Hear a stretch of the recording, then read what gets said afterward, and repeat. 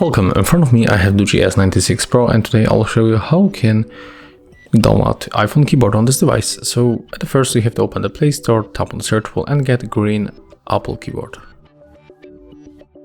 Yeah, this one, just install, and after a few moments you will get the iOS keyboard. Take a look. We have to tap open, go to enable the settings, tap on the switcher to the green Apple keyboard, click OK 2 times.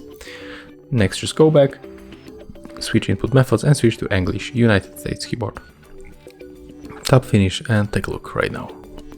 As you can see, there it is. It looks almost identical like on the iPhone, and also we get here emojis. So that's all. If you found this video helpful, remember to leave a like, comment and subscribe to our channel.